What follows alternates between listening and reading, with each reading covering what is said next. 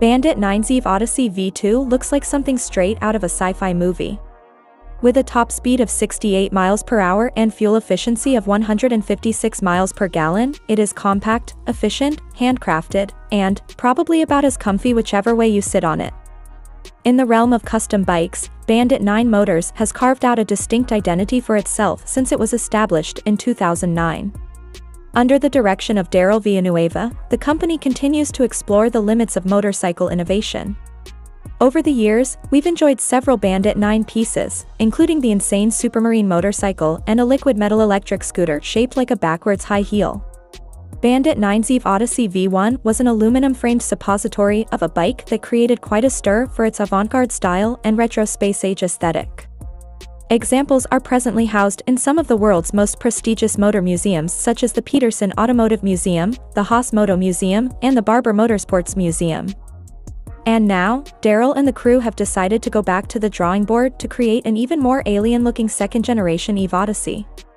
While incorporating a few improvements, the EVE Odyssey V2 retains the original's DNA. Just take a look at the bloody thing. It's lean, it's mean, no screen, the ergos are extreme, your wrists will scream, the seat'll destroy your spleen, and boy, you'd have to be keen. With precious little to grab between your knees, and only the faintest whisper of a buttock scoop, even the lightest application of brakes will likely extend the rider a formal invitation over the front wheel.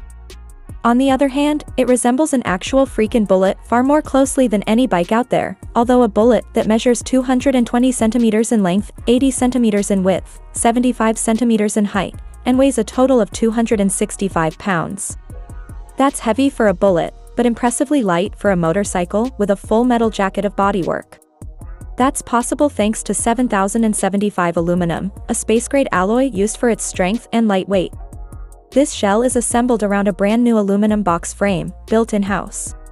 The bike's hand-brushed finish gives it a stylish, futuristic appearance that elevates it from a two-wheeler to a statement piece worthy of any steely-jawed fashionista's lobby. At the heart of the EVE Odyssey V2 is a 125cc air-cooled, four-stroke single-cylinder engine sourced from Honda. It's paired with a 4-speed transmission and a Mikuni carburetor. Granted, it's not the most thrilling motor out there, but hey, you do get an amazing fuel economy of more than 150 miles per gallon. Its compact silhouette and lightweight design allow a top speed of 68 miles per hour in theory, but the rider's own aerodynamic profile will play a big part here.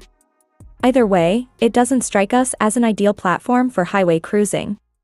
Suspension-wise, it comes with a rear monoshock and an interesting-looking front fork setup. Best we can tell, it's a rigid fork exterior that allows the axle to travel up and down on internal tracks, so the fork won't look like it's telescoping, but the wheel will move up and down all the same. Bandit9 claims to have made several tweaks to enhance handling and ride quality in comparison to the first version, at least. Shedding light on other underpinnings, the forks are raked out slightly further to improve stability at faster speeds. Additionally, the bike replaces the original's retro-styled wheels with contemporary forged Marcassini 10-spoke wheels on the V2. In keeping with the fastidious attention to detail that Bandit9 is known for, it also comes with a single-sided swing arm that exposes the rear wheel and a custom wheel nut embossed with the Bandit9 logo. On the outside, it gets flush body-mounted LED strip indicators, a new vertical strip LED taillight, and reworked aluminum foot controls. There's also a rather nifty-looking custom brake fluid reservoir. These subtle, custom details help distinguish the EVE Odyssey V2 from its predecessor. Once astride this machine, you'd notice how well the cockpit of the EVE Odyssey V2 combines traditional and modern design elements. It gets a digital MotoGadget Motoscope mini display installed on a bespoke bracket, for a dash that's about as minimalist as we can imagine. Greeting your gloves are steel clip-on handlebars, handmade levers, and custom-machined switchgear. Additionally, there's a stainless steel underslung exhaust system mounted on the frame. Enthusiasts who feel they can handle a performance boost to that mighty 125cc motor, or who just want it to be louder, can upgrade to a titanium unit.